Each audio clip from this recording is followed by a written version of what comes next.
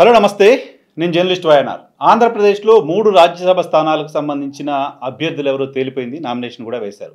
YSR Congress party పోటీ కూడా చేసే పరిస్థితిలో లేదు కాబట్టి ఆ 3 స్థానాలు కూడా కూటమి అభ్యర్థులకే దక్కబోతున్నాయి. కూటమి నుంచి 3 స్థానాలకు భారతీయ జనతా పార్టీ అభ్యర్థిగా ఒకరు, తెలుగుదేశం పార్టీ అభ్యర్థులుగా ఇద్దరు నామినేషన్ వేశారు. భారతీయ జనతా పార్టీ అభ్యర్థిగా అనూహ్యంగా తెలంగాణ ప్రాంతానికి సంబంధించిన ఆర్ కృష్ణయ్య నామినేషన్ వేశారు. నిజానికి ఆయన ఆ పదవికి రాజీనామా చేయడం వల్లే ఉప ఎన్నిక జరిగింది. గతంలో వైసీపీ నుంచి ఆయన ఎంపికయ్యారు. ఇప్పుడు ఆయన భారతీయ జనతా పార్టీ అభ్యర్థిగా ఎంపిక కాబోతున్నారు. ఇక మరో 2 స్థానాలకు సంబంధించి బీదా మస్తాన్ రావు వైసీపీ నుంచి ఆయన ప్రాతినిధ్యం వహిస్తూ రిజైన్ చేశారు. ఆ స్థానానికి తిరిగి అతన్నే తెలుగుదేశం పార్టీ తమ అభ్యర్థిగా ప్రకటించింది. నామినేషన్ వేశారు. ఆయనే ఎన్నిక కాబోతున్నారు.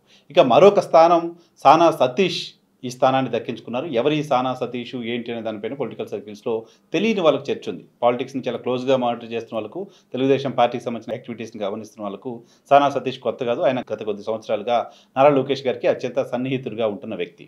అయితే ఈ 3 స్థానాలు బీసీలకు సంబంధించిన స్థానాలుగా ఉన్నాయి కాబట్టి ఈ 3 స్థానాలు కూడా బీసీలతోటే ఫిల్ చేస్తే బాగుంటుంది లాంటి అభిప్రాయాన్ని గతంలో నేను జర్నలిస్ట్ వైఎన్ఆర్ ఛానల్ ద్వారా వ్యక్తం చేశాను. ఈ 3 స్థానాలకు రిజైన్ చేసిన వాళ్ళు ఆర్ కృష్ణయ్య గారు, బీదా మస్తాన్ రావు గారు, అలాగే మోపిదేవి వెంకటరమణ గారు, ముగ్గురు కూడా బీసీలు కాబట్టి గతంలో బీసీలకు పెద్దపీట వేయాలనే ఆలోచనలో జగన్మోహన్ రెడ్డి గారు అటువంటి స్థానాలు ఇచ్చారని చెప్పారు కాబట్టి కూటమికి సంబంధించిన నేతలు కూడా బీసీలకి ఆ స్థానాలను ఇవ్వడం సముచితంగా ఉంటుంది. పార్టీలు ఎవరైనా సరే, మీ పార్టీకి సంబంధించిన వాళ్ళే ఇప్పుడు ఎన్నిక కాబోతున్నారు కాబట్టి బీసీల స్థానాలను బీసీలతోటే ఫిల్ చేసినట్టుంటే బాగుంటుంది అనే ఉద్దేశంతో చెప్పాను. ఆల్మోస్ట్ కూటమికి సంబంధించిన నేతలు ఆ దిశగానే నిర్ణయం తీసుకున్నారు. బీసీలకు స్థానాలను కేటాయించారు. సంతోషించదగ్గ పరిణామం. అయితే ఈ బీసీ స్థానాలు బీసీలకు ఇవ్వడం వరకు ఓకే, కానీ ఈ సానా సతీష్ అనే వ్యక్తి ఎవరు? తెలుగుదేశం పార్టీకి సంబంధించిన నాయకులందరికీ ఆయన తెలిసినప్పటికీ తెలుగుదేశం పార్టీకి సంబంధించిన చాలామందికి ఆయన వ్యక్తిగతంగా ఎవరికి తెలిసే పరిస్థితి లేదు. పార్టీలో ఎప్పుడు యాక్టివ్గా పనిచేసిన వ్యక్తి కాదు. అయితే ఈ వ్యక్తిని, సానా సతీష్ అనే వ్యక్తి గురించి జస్ట్ కొద్ది రోజుల క్రితం, నాకు కూడా పెద్దగా తెలియదు, కొద్ది రోజుల క్రితం తెలుగుదేశం పార్టీకి సంబంధించిన ఒక పత్రికలో చదివాను నేను. ఏం చదివాను? ఈయన చాలా ముదురు కూటమి సర్కారులో చక్రం తిప్పుతున్న రాజ్యాంగేతర శక్తి. కూటమి సర్కారులో చక్రం తిప్పుతున్న రాజ్యాంగేతర శక్తి. మంత్రి లోకేష్ పేరు చెప్తూ మంత్రాంగం, మైనింగ్లు, కాంట్రాక్టులు, పోస్టింగుల్లో హవా, అన్నీ నేనేనంటూ వారితో మీటింగులు, ఆధారాలు చూపిస్తూ స్వీయ బల ప్రదర్శన. గతంలో సిబిఐ కేసుల్లో లాబియింగ్ చేశారు. సిబిఐ చీఫ్ల మధ్య చిచ్చు పెట్టింది కూడా ఈయనే. సిబిఐ ఈడీ కేసులో అప్పట్లోనే అరెస్ట్ వారెంట్ జారీ అయింది. తాజా ఎన్నికల్లో టికెట్ కోసం ప్రయత్నం చేశారు. దండం పెట్టి వదిలించుకున్న పార్టీలు. కూటమి సర్కార్లో మాత్రం హల్చల్ చేస్తున్నాడు. నాకేం కావాలో ఇవ్వండి, మీకేం కావాలో చెప్పండి, నాకు కావాల్సింది నాకు ఇవ్వండి, ఆ తర్వాతే మైనింగ్ చేసుకోండి. కోరుకున్న పోస్టింగ్ కావాలా, అయితే కాంటాక్ట్ మీ. బిల్లులు క్లియర్ కావాలా, కమిషన్ కొడితే ఆల్ ఓకే. ఈ పని ఈ వ్యక్తి చేస్తున్నారు అంటూ తెలుగుదేశం పార్టీ మీడియా రాసింది. అంతేకాదు, ఈ ప్రస్తుతం ఈ గట్టికుడు తెలుగుదేశం పార్టీలో ఉన్నాడా లేదా, అంటే ఏ పదవిలో ఉన్నాడు, లేకుంటే ఆయనకు ఎందుకు అంత ప్రాధాన్యత లభిస్తోంది, ఉంటే మాత్రం ఇంత అడ్డగోలు వ్యక్తిని ఎందుకు వదిలేస్తున్నారు అని టీడీపీ సీనియర్ నేతలు కూడా విస్మయం వ్యక్తం చేశారు. 2 నెలల క్రితం ఈయన గురించి తెలుగుదేశం పార్టీ మీడియాలో వచ్చిన వార్త. తెలుగుదేశం పార్టీ సీనియర్ నేతలు కూడా ఈయన వ్యవహార శైలి చూసి విస్మయం వ్యక్తం చేశారంట. సో ఈయన నేరుగా మంత్రులకు, అధికారులకు ఫోన్లు చేయడం, పనులు చేసి పెట్టాలని ఆదేశించడం ఏంటి? దీనివల్ల ప్రభుత్వానికి చెడ్డ పేరు రాదా అని ఒక సీనియర్ నేత కూడా ఆందోళన వ్యక్తం చేశారంట. తెలుగుదేశం పార్టీలో గతంలో ఎప్పుడు ఇలాంటి పరిస్థితి లేదని మరొక మాజీ మంత్రి పేర్కొన్నారంట. ఇదంతా ఎవరి గురించి పేర్కొన్నారంటే ప్రస్తుతం 3వ రాజ్యసభ స్థానానికి అభ్యర్థిగా ఎంపికైన సానా సతీష్ గారి గురించి. సానా సతీష్ని ఒక రాజ్యాంగేతర శక్తిగా తెలుగుదేశం పార్టీకి సంబంధించిన కరపత్రికగా ఉన్న ఒక మీడియా సంస్థ వార్త రాసింది. ఆ వార్తలో రాసిన దాని ప్రకారం ఆయన గతంలో సిబిఐ కేసులో ఉన్నారు, ఈడీ కేసులో ఉన్నారు, సిబిఐ చీఫ్ల మధ్య చిచ్చు పెట్టారు. ఈయనతో మనకెందుకురా బాబు, ఇన్ని కేసులు ఉన్నాయి, ఇన్ని గొడవలు ఉన్నాయని పార్టీలు ఆయన్ని వదిలించుకున్నాయి. సో అటువంటి వ్యక్తిని తీసుకొచ్చి ఇప్పుడు రాజ్యాంగేతర శక్తిగా తెలుగుదేశం పార్టీ మీడియా పిలువబడుతున్న ఒక వ్యక్తిని తీసుకొచ్చి పెద్దల సభకు పంపిస్తున్నారు. సో అటువంటి పెద్దల సభలో ఇటువంటి వ్యక్తులు ఉండాలా అనేది ఆయా పార్టీలు, కూటమికి సంబంధించిన నేతలు డిసైడ్ చేశారు కాబట్టి దానికి ఇప్పుడు ఎవరు మనం మార్చడానికి సంబంధించిన ఆస్కారం లేదు, ఎవరు మార్చే పరిస్థితి కూడా ఉండదు. సో ఈయనపైన ఉన్న గతంలో ఉన్న కేసుల గురించి కూడా ఈ పత్రికలో ఇప్పుడున్న బయట ఈయన అభ్యర్థిత్వం వచ్చిన తర్వాత వచ్చిన వార్తలు ఒకసారి నేను మీ దృష్టికి తీసుకొస్తున్నాను. హవాలా, మనీ లాండరింగ్ కేసులో సిబిఐ ఈడీని విచారణను కూడా ఎదుర్కొన్నారు ఈయన. అంతేకాదు, సిబిఐ అధికారులకు లంచం ఇచ్చినట్లు సానా సతీష్పై అభియోగాలు సిబిఐ నమోదు చేసింది.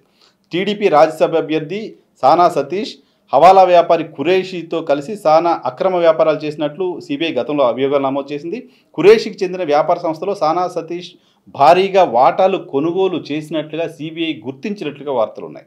అంతేకాదు సిబిఐ డైరెక్టర్గా పనిచేసిన రాకేష్ అస్థానా, అలోక్ వర్మ మధ్య వైరంలో సానా సతీష్ కీలకమైన పాత్ర పోషించినట్లుగా వార్తలు వచ్చాయి.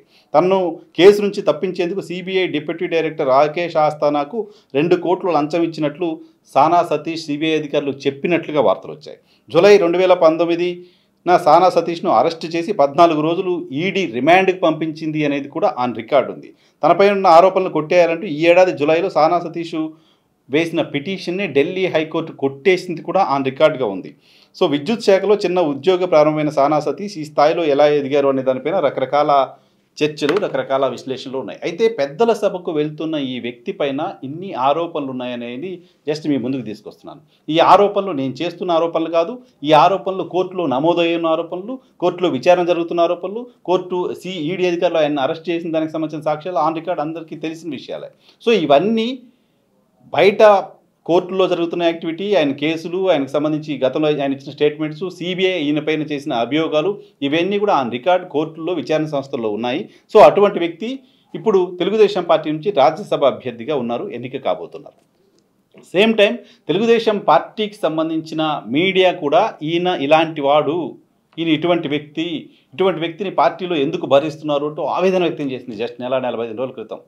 తెలుగుదేశం పార్టీ పత్రికలు ఈ స్థాయిలో ఆవేదన వ్యక్తం చేసినా పట్టించుకోకుండా తెలుగుదేశం పార్టీ ఆయన్ని రాజ్యసభకు పంపించింది అంటే ఆ పార్టీకి, ఆ పార్టీ నాయకత్వానికి ఆయన ఎంత ఇంపార్టెంట్ వ్యక్తో, ఆయన ఎంత ముఖ్యమైన వ్యక్తో ఒకసారి మనం అర్థం చేసుకోవచ్చు. నారా లోకేష్ గారికి అత్యంత సన్నిహిత వ్యక్తిగా ఆయన చెప్తున్నారు. నారా లోకేష్ గారి చుట్టూ తెలుగుదేశం పార్టీ ఆల్మోస్ట్ ఇప్పుడు తిరుగుతుంది. ఎవరైనా సరే పార్టీకి సంబంధించిన యాక్టివిటీ అయినా, ప్రభుత్వానికి సంబంధించిన యాక్టివిటీ అయినా న్యాచురల్గా నారా లోకేష్ గారిని తెలుగుదేశం పార్టీకి సంబంధించిన క్యాడర్, తెలుగుదేశం పార్టీకి సంబంధించిన వర్కర్స్ అంతా కూడా ఫాలో అవుతున్న పరిస్థితి, ఆయన డైరెక్షన్ ప్రకారం నడుచుకుంటున్న పరిస్థితి కనపడుతోంది. ఆయన తెలుగుదేశం పార్టీలో నారా లోకేష్ గారి యుగం ప్రారంభమైంది, నారా లోకేష్ గారి ఆలోచనల ప్రకారం పార్టీ నడవడం ప్రారంభమైంది లాంటి చర్చ ఉన్న నేపథ్యంలో ఇప్పటికే జరిగిన చాలా నియామకాలు నారా లోకేష్ గారు కోరుకున్నట్లుగా జరిగాయి. టీటీడీ నియామకం కావచ్చు, ఇంకా చాలా నియామకాలు ఆయన కోరుకున్నట్టుగానే జరిగాయి. ఆ మాటకు వస్తే అసలు మంత్రివర్గ విస్తరణకు సంబంధించి క్యాబినెట్ బెర్తులు ఎవరెవరికి ఇవ్వాలనే దాని పేరు కూడా నారా లోకేష్ టీమ్గా దాన్ని చాలామంది అభివర్ణిస్తూ వచ్చారు. సో సీనియర్లందరినీ పక్కన పెట్టి కొత్త వాళ్ళని నారా లోకేష్ ఎంపిక చేసిన వాళ్ళని క్యాబినెట్లో పెట్టారు లాంటి చర్చ కూడా మంత్రివర్గం ఏర్పాటు సందర్భంగా మనం చూసాం. అయితే గతంలో చంద్రబాబు నాయుడు గారు కూడా రాజ్యసభకు వెళ్తున్న వాళ్ళని, బాగా వెల్తీ పీపుల్ని, తనకు నమ్మకమైన పీపుల్ని, పార్టీని ఆర్థికంగా ఆదుకునే కొంతమంది వ్యక్తుల్ని పెట్టుకుని పార్టీని నడిపిస్తూ వచ్చారు. 2009 నుంచి అయితే నేను చాలా దగ్గరగా గమనిస్తూ వచ్చాను. 2009 కంటే ముందు కూడా వైఎస్ ప్రభాకర్ రెడ్డి గారు ఉండేవారు, తెలుగుదేశం పార్టీ నుంచి రాజ్యసభ సభ్యుడిగా.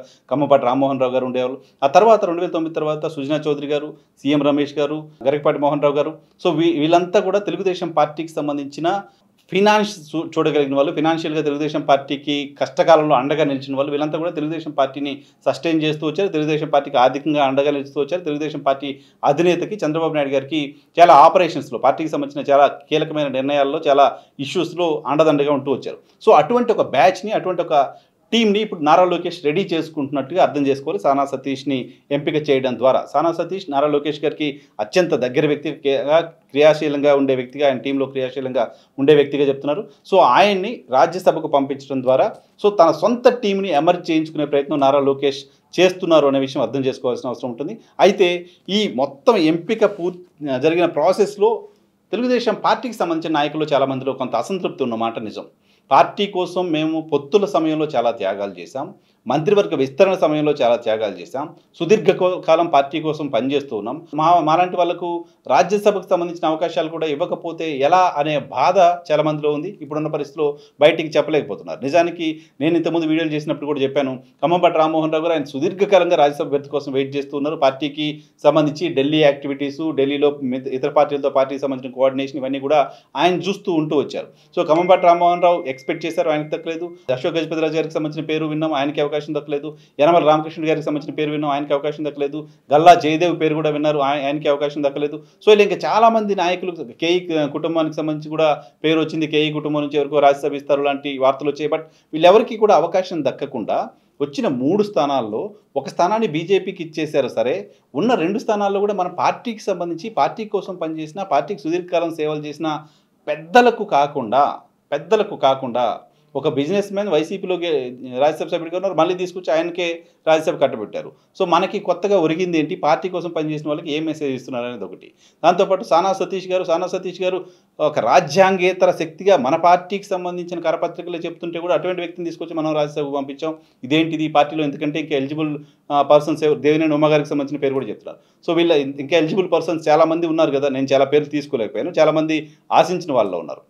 నేను last but not least Varla Ramaiah గారిని గతంలో రాజ్యసభకు పోటీ చేయించింది తెలుగుదేశం పార్టీ. తమకు పూర్తి స్థాయిలో మెజారిటీ లేకపోయినప్పటికీ పోటీ చేసింది.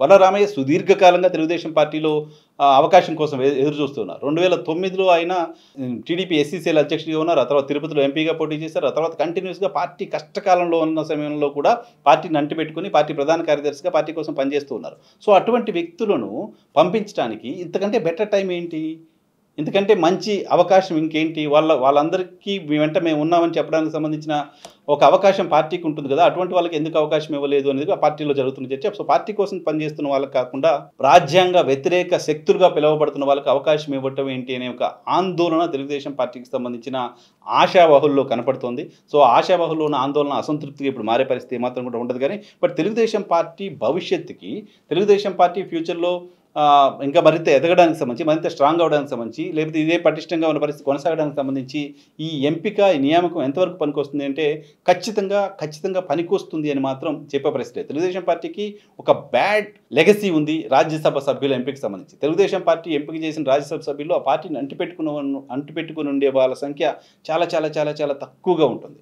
సో ఆ పార్టీకి సంబంధించిన రాజ్యసభ సభ్యులు అనేక సందర్భాల్లో తెలుగుదేశం పార్టీకి స్ట్రోక్స్ ఇస్తూనే వచ్చారు 40 సంవత్సరాల తెలుగుదేశం పార్టీ ప్రస్థానాన్ని చూసినప్పుడు. సో ఇప్పుడు ఎంపిక చేసిన వాళ్ళు కూడా పార్టీకి సంబంధించిన లాయల్టీ కోణంలో ఎంపిక చేసి ఉండాల్సింది కదా, అలా కాకుండా అవసరాల కోణంలో ఎంపిక చేశారా అలాంటి ఒక ఇంప్రెషన్ కలుగుతుంది అనేది తెలుగుదేశం పార్టీలో జరుగుతున్న చర్చ.